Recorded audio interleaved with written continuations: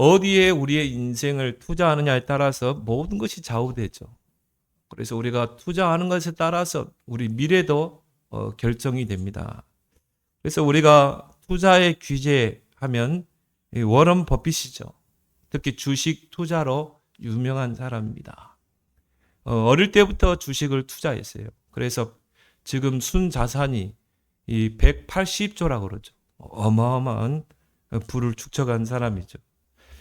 근데 이분이 어느 날 이 주식을 팔아서 립스틱 회사에 투자를 했대요. 많은 사람들이 의아했죠. 이 우량 기업에 보통 투자를 하잖아요. 근데 립스틱 만드는 회사에 이 주식을 팔아가지고 거기다 돈을 투자를 하는 거예요. 그래서 많은 사람들이 아니 왜 이런 데다가 돈을 투자합니까? 워런 버핏이 이런 이야기를 했죠. 경기가 어려울수록 이런 자동차나 고가 상품에 투자를 하지만은 경기가 어려울 때는 이런 립스틱과 같은 사치품에 많은 사람들이 이 고객이 이동한다는 것입니다. 그래서 그 사람은 시대를 내다보는 그런 눈이 있는 사람인 거죠. 돈 버는 사람은 확실히 뭔가 시대를 내다보는 그런 안목이 있는 것 같습니다. 그런가 하면은 투자를 잘못해서 결국 인생을 망친 자가 있습니다. 특히 사기꾼들에게 투자를 해서 전 재산을 잃는 그런 사람들을 우리 주변에 또 특히 연예인들 또 스포츠 스타들 중에 보니까 뭐 전 재산을 다 잃는 경우가 있고요. 또 연예인들도 마찬가지고 그런 소식들을 우리가 듣게 되죠. 우리 인생이 하나님의 이 축복을 받으려면 어디에 인생을 투자해야 될 것인가? 오늘 꼭 여러분이 찾아내길 바랍니다. 첫 번째는 뭡니까? 영적인 일에 시간을 투자해야 돼요. 최고의 투자처입니다. 최고의 투자처가 뭐예요? 영적인 투자예요. 물론 하나님 없는 세상 사람들은 세상 것에 투자를 하죠.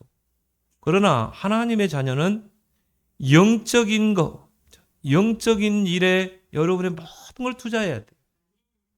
최고의 투자입니다. 왜냐?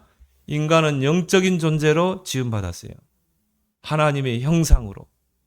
창세기 2장 7절에 보니까 생기를 불어넣으니 생영이 된지라. 하나님의 생기가 불어넣어지니까 어떻게 돼요? 살아있는 영이 된 것입니다. 에스겔 37장에 그 마른 뼈다귀, 죽어있는 마른 뼈에게 하나님의 생기가 불어넣어지니까 어떻게 돼요? 마른 뼈다귀가 살아나잖아요. 그렇죠? 그럼 뭘 말합니까? 영적인 것에 우리의 모든 걸 투자하라는 것입니다. 빌립보서 2장 13절에 너희 안에 행하시는 이는 하나님이시니 그랬어요. 우리 안에서 우리를 통치하시는 분, 우리의 삶을 인도하시는 분, 우리의 삶 속에 역사하시는 분은 누구예요? 하나님이시라 이 말이에요. 그래서 우리는 어떻게 해야 됩니까? 영적으로 충만하면 하나님의 능력이 임하게 되는 것입니다. 권능받고 땅끝까지 정인되리라. 여러분이 영적인 부분이 살아나면요 모든 부분이 살아나게 되어 있습니다. 소생케 되게 되어 있어요. 여러분이 영적인 부분에 형통하면 모든 분야가 형통하게 되게 되어 있어요. 하나님이 그렇게 창조했다니까요.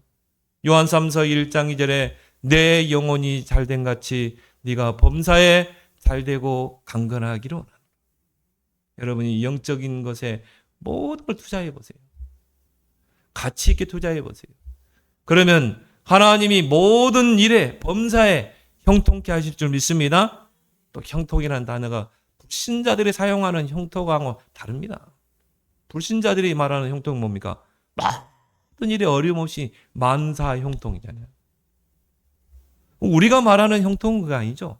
때로는 노예로 팔려가기도 하고 누명 쓰고 감옥 가기도 하고 그렇지만 결국은 합력하여 선을 이루시는 것입니다. 결국은 하나님 그런 어려움과 고난과 역경을 통해 하나님의 축복 속으로 우리를 올리시는 것입니다. 그런 형통이에요. 창세기 39장 2절에 여호와께서 요셉과 함께 하시니 그가 형통한 자가 되었다. 형들에 의해서 애굽의 노예로 팔려갔잖아요. 보디발의 집에 노예로 팔려갔잖아요. 근데 여호와께서 요셉과 함께 하시니 그가 형통한 자가 되었다. 그 말은 뭡니까? 하나님이 요셉을 통치하시고 그 삶을 인도하시고 역사하셨다 이 말이에요. 결국은 서밋으로 세우잖아요. 그래서 내 안에 영적 서밋의 망대를 세워야 됩니다. 견고한 영적 서밋의 망대. 신명기 8장에 보면 이스라엘 백성이 애굽에서 출애굽해서 이 광야길을 가는데요. 하나님께서 하늘의 양식으로 먹이셨어요. 그게 뭐죠? 만나입니다. 하늘에서 이슬과 같은 게 내리는데 그게 만나예요. 그걸 뭘 말합니까? 너희는 하늘만 바라보라는 것입니다. 이 땅을 바라보지 말고 하늘만 바라봐. 하늘의 양식을 주셨어요. 우리 인생도 마찬가지입니다. 우리 인생이 이 인생의 거친 광야길을 걸어가는데 물론 우리 땅에서 살죠. 그렇지만 우리는 하늘을 바라봐야 될 줄 믿습니다. 하나님을 바라봐야 돼요. 그리스도를 통해 구원받은 우리는 위의 것을 생각해야 돼요. 위의 것을 바라봐야 돼요. 위의 것을 추구해야 되는 것입니다. 그게 우리의 우선순위 되는 것입니다. 그러면서 하나님 말합니다. 왜 하나님이 하늘의 양식으로 이 광야길에서 먹이셨는가? 사람이 떡으로만 사는 것이 아니요. 하나님의 말씀으로 사는 존재라는 것을 깨닫게 하기 위해서. 그걸 똑같이 예수님이 마태복음 4장에서 인용하시죠. 마귀가 예수님을 시험하잖아요. 예수님이 40일 동안 광야에서 굶주렸기 때문에 얼마나 배고프셨겠어요. 야, 네가 하나님의 아들이면 이 돌이 떡이 되게 해서 먹어봐. 예수님이 그걸 못하겠어요? 땅의 일을 못하겠어요? 하나님이 여러분을 지금 당장 축복하면 축복 안 주겠어요? 근데 하나님 뭐라고 그래요? 예수님 뭐라고 그랬어요? 사람이 떡으로만 사는 것이 아니에요. 하나님의 입에서 나오는 말씀으로 사는 것입니다. 여러분이 그거 땅의 것을 위해서 쫓아가고 땅의 것을 위해서 추구하고 그게 아니라 하나님의 말씀, 영적인 축복을 누리게 되면 하나님이 땅의 것도 때에 따라 필요를 채워주실 줄 믿습니다. 나의 하나님이 영광 가운데 풍성한 대로 그 모든 필요를 채우시리라. 그게 광야예요. 하늘을 바라보라. 하나님을 바라보라. 영적인 축복을 누리라. 그래서 여러분이 영적 정상에 올라서면요, 다 보이게 돼 있어요. 여러분이 산 정상에 올라가면 다 보이잖아요. 도봉산 이렇게 올라가 보면요, 자, 롯데타워도 보이고 남산도 보이고 다 보여요. 정상에서 밑을 내려다보면 마찬가지입니다. 여러분이 영적인 정상에 올라서면 다 보이게 돼 있어요. 그래서 열왕기 하에 보면요, 아람 군대가 도단성을 에워쌌을 때 엘리사가 뭐라고 그럽니까? 우리 군대가 저 아람 군대보다 더 많다는 거예요. 그럼 뭘 말합니까? 영적 정상에 올라서면 보이는 거예요. 하나님이 불말과 불병거를 동원하는 게 보이는 거예요. 그게 뭐 육신적으로 보이는 게 아니라 영적으로 보인다 이 말이에요. 그러니까 기도하죠. 싸우지 않고 승리하잖아요. 그래서 엘리사는 나에게는 영감의 갑절을 주옵소서. 그 엘리야가 제자들에게 너희들은 뭘 원하느냐? 나는 저 여리고에 있는 선지학교 주세요. 나는 길갈에 있는 선지학교를 주세요. 다 땅의 것이요. 모든 게 땅의 기죠. 엘리야사는 뭐라고 그랬어요? 그 스승이 너는 뭘 필요로 하느냐? 나는 그런 거 필요 없습니다. 나는 땅의 거 필요 없습니다. 나에게는 영감의 갑절을 주십시오. 이 사람이 진짜 영적인 걸 한 사람이에요. 갑절의 영감을 달라는 것입니다. 그러니까 엘리야가 뭐라고 그럽니까? 네가 지금 어려운 것을 구하는구나. 왜? 엘리야가 성령의 갑절을 줄 수 없잖아요. 이건 하나님이 주시는 거잖아요. 그러나 네가 내 눈앞에서 내가 하늘로 올라가는 걸 보면 하나님이 너에게 갑절의 영감을 줄 것이다. 결국 뭡니까? 엘리야가 하늘로 들림 받을 때 그 엘리야에게 주었던 갑절의 영감이 누구에게? 엘리사에게 임하잖아요. 뭔가 기도 제목을 아는 사람이에요. 하나님이 그래서 엘리사를 크게 쓴 것입니다. 여러분이 영적인 욕심이 있어야 돼요. 영감의 갑절이라는 말은 뭡니까? 나에게는 두몫을 주세요. 다른 사람보다 나는 성령 충만의 두몫을 주세요. 영적인 욕심은요, 아무리 내도 상관없어요. 내면 낼수록 좋아요. 하나님 나에게는 성령 충만의 두몫을 주세요.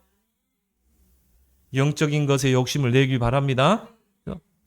그럼 모든 것이 다 오게 있는 것입니다. 나는 하루를 살아갈 때 영적인 일에 얼마의 시간을 투자하는가? 곰곰이 한번 생각해 보세요. 여러분이 말씀을 묵상하고 여러분이 기도하고 그런 영적인 일에 나는 얼마나 투자하고 있는가? 한번 여러분 계수해 보세요.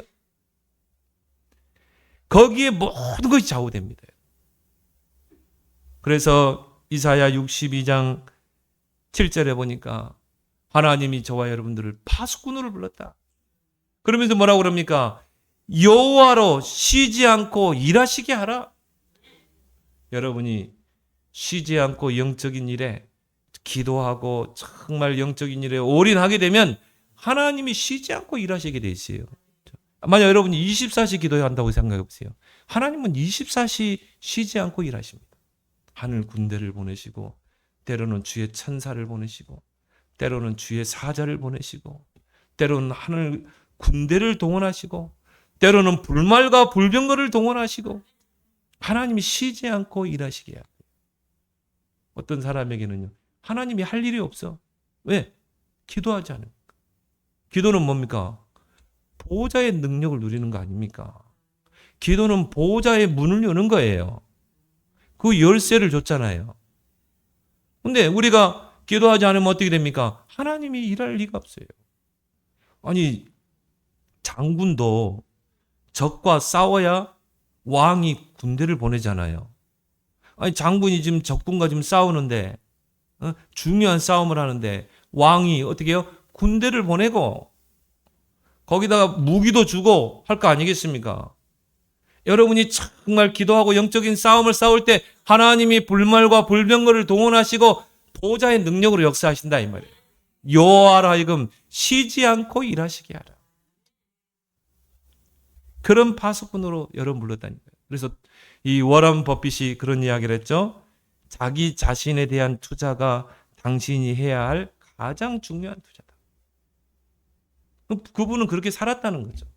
지금 92생각이죠. 그런데도요, 지금도 독서, 그리고 연구하고, 자료를 수집하고, 정보를 수집하고, 지금도 자기 개발.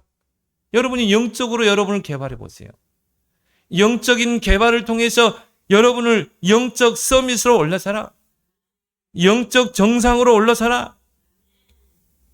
갈라디아 6장 8절에 육체를 위하여 심는 자가 있고 성령을 위하여 심는 자가 있어요. 심는 대로 거두게 되는 것입니다. 육체를 위하여 심는 자는 육체로부터 썩어질 것을 구합니다. 여러분이 육신적인 것만 계속 따라가 보세요. 처음에는 뭐 되는 것 같죠? 나중에 어떻게 되는가요? 썩어질 것만 구하고 남게 됩니다. 그러나 성령을 위하여 심는 자는 성령으로부터 영원한 것을 거두게 됩니다. 무엇을 심느냐에 따라서 그 열매는 다른 것입니다. 그래서 우리 안에는 두 서역이 있어요. 육체의 서역과 성령의 서역. 이 두 서역이 서로 싸우는 것입니다. 육체의 서역을 쫓고자 하는 그 서역, 또 성령을 쫓아 살고자 하는 서역. 그래서 갈라디아 5장 17절에 육체의 서역은 성령을 거스리고 성령은 육체를 거스리나니 이 둘이 서로 대적함으로 너희가 원하는 것을 하지 못하게 하려 합니다. 여러분이 성령의 서역이 육체의 서역을 지배해야 돼요. 그러려면 어떻게 해야 됩니까? 영적인 힘이 있어야 돼요. 영적인 힘이 있어야 여러분이 육체의 서역을 억누를 수 있는 것입니다. 그래서 영적인 일에 여러분이 많은 시간을 투자해야 돼요. 여러분이 하루에 한 3번만 투자해 보세요. 삶 집중 속으로 들어가 보세요. 영성을 키우는 여러분 되길 바랍니다. 영적인 힘이 있으면 다 따라오게 돼 있는 것입니다. 영력, 지력, 체력, 경제력, 인력. 그래서 우리 렘넌트들이 영성을 키워야 돼요. 렘넌트 시기는 얼마나 중요합니까? 그래서 오늘 우리 렘넌트 예배 때도요.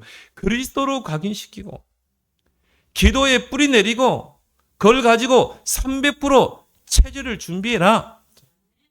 렘넌트 때.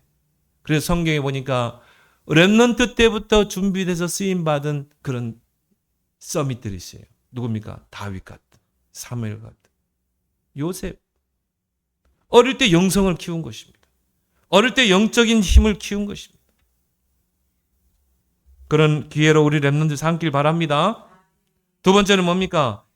기도의 망대 세우는 일에 모든 시간을 투자해라. 그럼 기도만큼 중요한 게 어디 있겠습니까? 하나님께서 모든 문제를 푸는 열쇠를 주셨어요. 마태복음 16장 20절에 천국 열쇠를 너에게 주노니 네가 땅에서 무엇이 매면 하늘에서 매이고 땅에서 풀면 하늘에서도 풀리리라. 모든 것을 열 수 있는 열쇠를 주셨다 이 말이에요. 그게 뭡니까? 예수 그리스도의 이름으로 기도하는 것입니다. 풀리지 않는 게 하나도 없어요. 왜? 하나님이 주신 열쇠이기 때문에. 그게 기도입니다.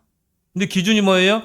땅에서 풀면 하늘에서 풀리고 땅에서 매면 하늘에서 매이고 모든 문제를 푸는 열쇠를 우리에게 주셨다. 그래서 우리가 기도의 열쇠를 사용하면 어떻게 됩니까? 기도하는 그 시간에 성령이 역사하죠. 하나님의 영이 능력으로 역사하죠. 여러분이 기도의 열쇠를 사용해서 하나님께 나아가면 어떻게 돼요? 보좌의 능력이 역사하는 것입니다. 능력의 천사들이 동원되는 것입니다. 여러분이 기도의 열쇠를 사용하면 어떻게 됩니까? 모든 흑암이 무너지게 되어 있어요. 그리고 하나님의 나라가 임하게 될 줄 믿습니다. 그래서 오늘 우리 본문에도요. 15절에 보니까 믿음의 기도는 그랬죠.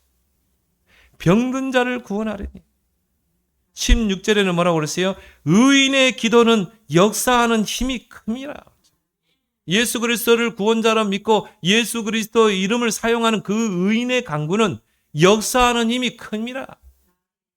17절에 하반절에 간절히 기도한 적 누가요? 엘리야가 3년 6개월 동안 땅에 비가 오지 않아요.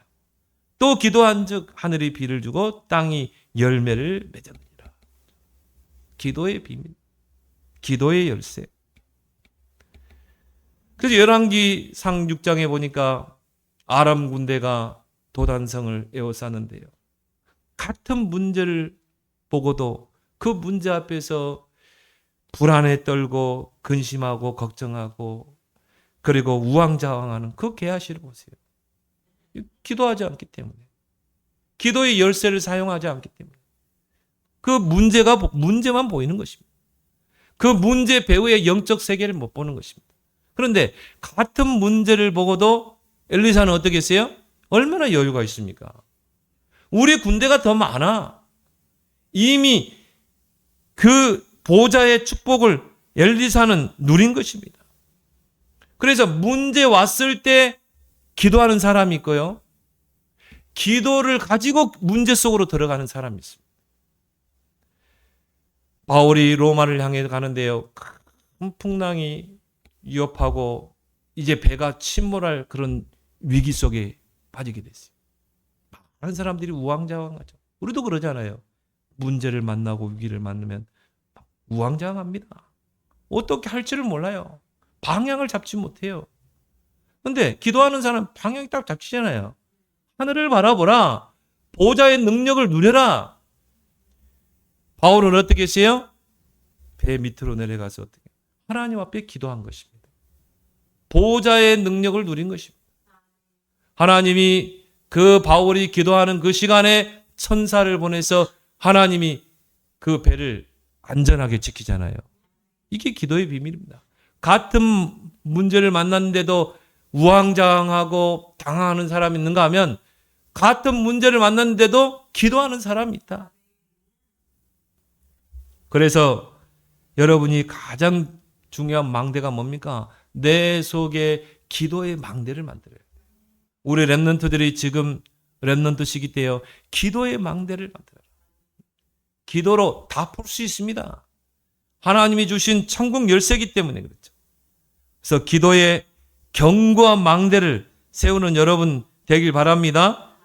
그래서 오늘 17절, 18절에 엘리야의 기도에 대해서 나오죠. 엘리야는 우리와 성정이 같은 사람입니다.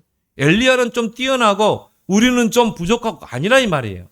엘리야나 우리나 똑같은 사람이에요. 다 하나님의 사람이에요. 하나님의 백성입니다. 다 기도할 수 있는 그런 열쇠를 다 줬어요. 기도 응답의 조건을 다 줬어요.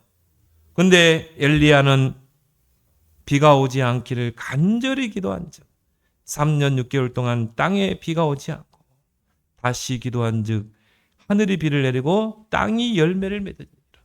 똑같은 사람인데 엘리야는 사실적인 기도의 망대가 있었던 것입니다.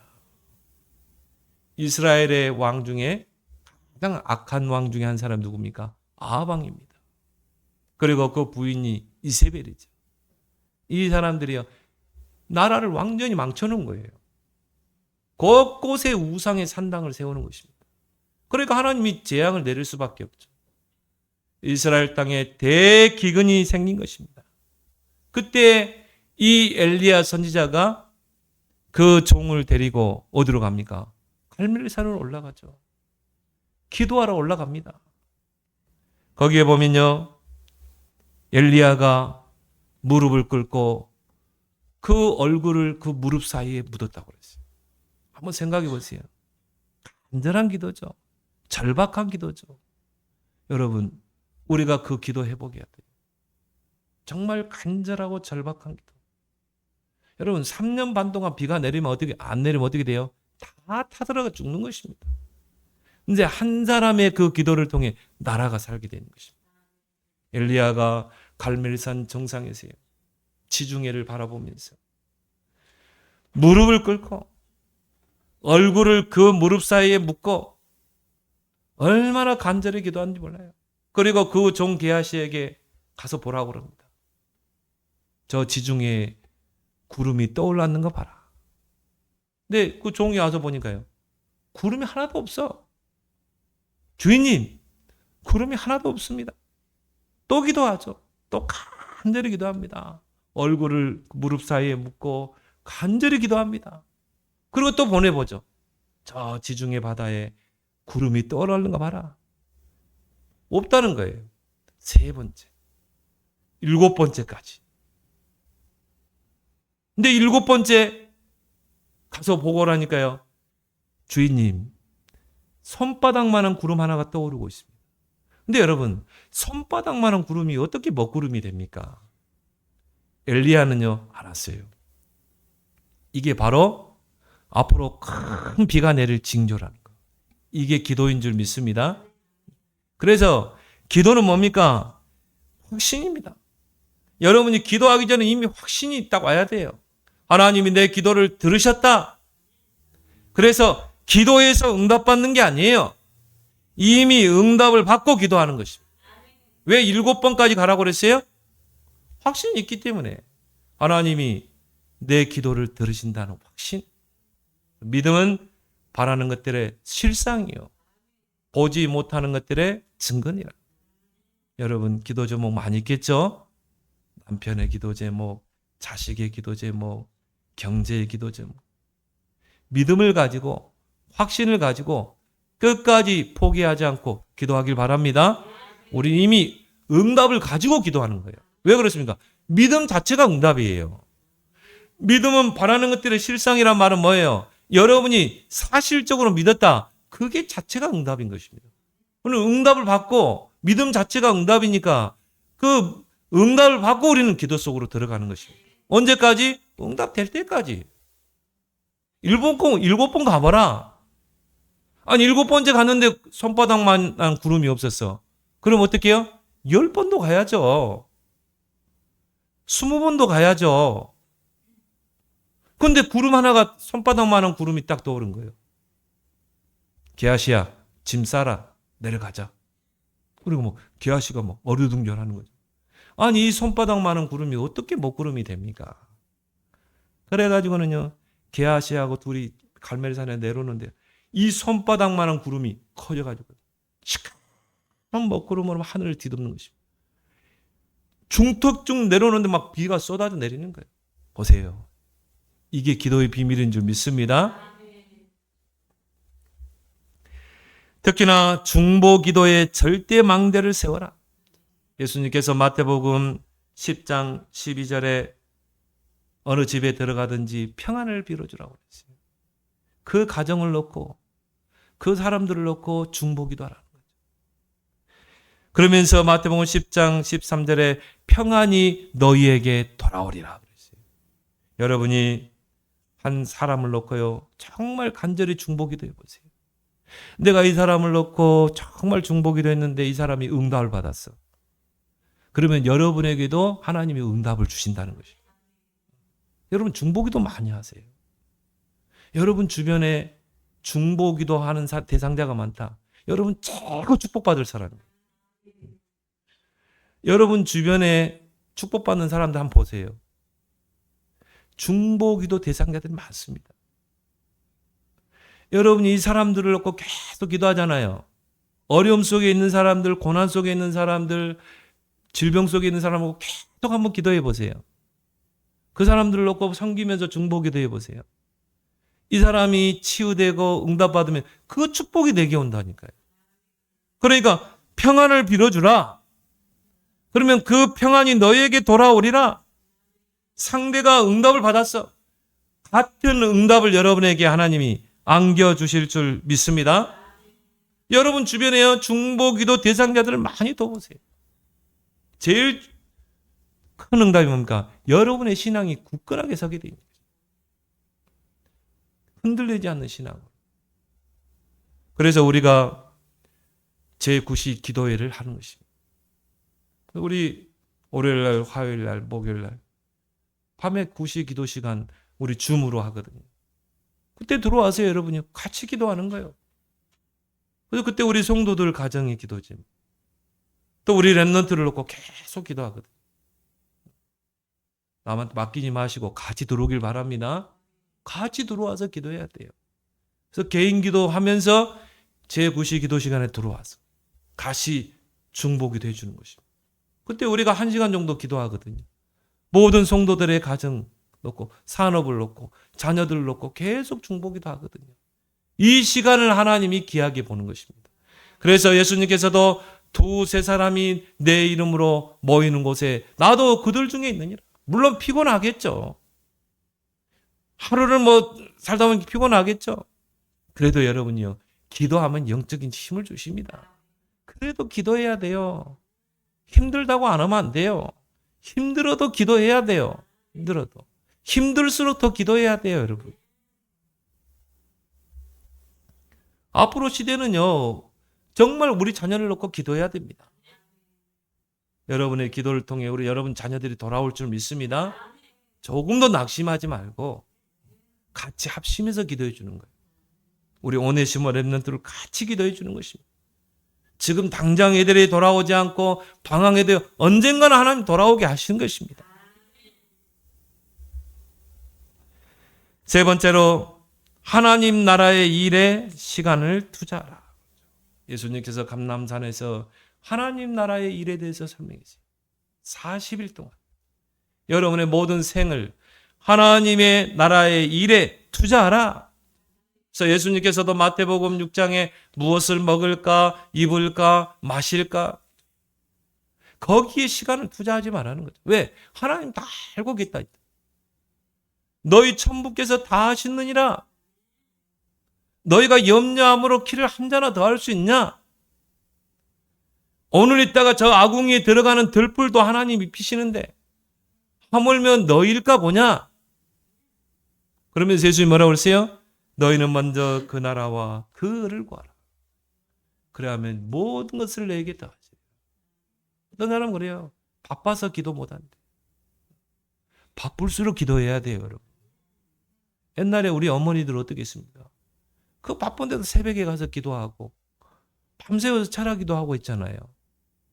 바쁠수록 기도하시기 바랍니다. 우선순위를 바꾸라. 기도하는 것의 우선순위를 바꾸라.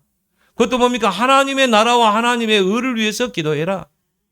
그러면 이 모든 것을 내게 더하시리라. 하늘의 것을 구하라. 그러면 땅의 것을 주신다는 거 아니겠습니까? 그래서 예수님께서 제자들에게 기도문을 알려주셨죠. 제자들이 예수님, 우리가 어떻게 기도해야 됩니까? 어떤 내용으로 기도할까요? 그때 예수님이 너희는 이렇게 기도하라. 그러면서 주신 기도문이 있습니다. 그게 뭡니까? 하나님의 나라가 나를 통해 이 땅에 이루어지도록. 하나님의 나라가 우리 가정에 임하도록. 하나님의 나라가 나의 업에 임하도록. 그거 놓고 기도해라. 그리고 뜻이 하늘에서 이루어진 것 같이 땅에서도 이루어지게 해달라고 기도해라. 하늘의 뜻이 나를 통해 이루어지게 해주십시오. 하늘의 뜻이 나의 업을 통해 이루어지게 해주옵소서. 이 기도 제목을 찾아내서 기도하라는 것입니다. 나의 뜻을 이루는 게 아니라, 나의 욕구를 채우는 게 아니라 하늘의 뜻을 찾아서 그 뜻이, 하늘의 뜻이 나를 통해 이루어지게 해주옵소서. 이것 때문에 우리에게 일용할 양식을 주옵소서. 순서가 바뀌었죠? 하나님의 나라를 이 땅에 이루어야 되기 때문에, 하늘의 뜻을 나를 통해 이루어야 되기 때문에 일용할 양식을 주십시오. 그리고 우리가 모든 죄진사를 사해준 같이 모든 사람을 다 용서하게 해주십시오. 용서 못할 사람도 다 용서하게 해주시고. 왜? 그것 때문에 영적 생활이 안 돼요. 여러분이요, 남을 자꾸 미워하고 그러면요, 영적 생활이 안 됩니다. 굉장히 영적으로 손해봅니다. 우리는 하나님의 나라를 이 땅에 이루고 하나님의 뜻을 이 땅에 나를 통해 이루는 그 귀한 미션 속에 사는 자인데, 내가 용서하지 못하고 이해하지 못하고 품지 못하고 뛰어넘지 못하고 그 소론에 묶여 있으면 안 되죠. 그러니까 우리가 그리스도를 통해 값없이 제사함을 받았지 않냐? 그런 것처럼 모든 사람을 다 용서하게 하시고 다만 악에서 구하옵소서. 그 주기도문인 것입니다. 그래서 하나님께서 우리에게 3시대를 알려주신 거예요. 우리는 이제 여기에 모든 방향을 맞춰야 됩니다. 금토일 시대를 열어야 됩니다. 우리는 서밋 렘넌트 인재를 키워내야 됩니다. 우리는 이제 삼뜰 시대를 열어야 돼요. 정말 다민족들이 와서 복음을 받고 237이 와서 복음을 받고 제자로 세워지도록, 또 237 5천 종족 시대를 열어야 되는 것입니다. 우리 렘넌트들이 그 237 나라 5천 종 살리도록. 그래서 하나님이 관리하시는 세 가지 경제가 있습니다. 이건 하나님이 관리하시는 거예요. 은행에서 관리하는 게 아니라 하나님이 관리하시는 그 세 가지 경제가 뭡니까? 빛의 경제, 선교 경제, 렘넌트 경제. 일어나 빛을 발해야 되니까 빛의 경제가 필요한 것입니다. 또 237 나라 5천 종족 살려야 되기 때문에 선교 경제가 필요하고, 또 우리는 우리 후대를 키워야 되거든요. 서밋들을 길러내야 되거든요. 우리 렘넌트 경제. 이거는 하나님이 관리하시는 경제다. 하나님이 관리하기 때문에 여러분이 그릇만 딱 준비되면요, 하나님이 맡기는 것입니다. 은행에서 아무나 돈을 맡깁니까? 아니죠. 이것저것 다 따져보잖아요.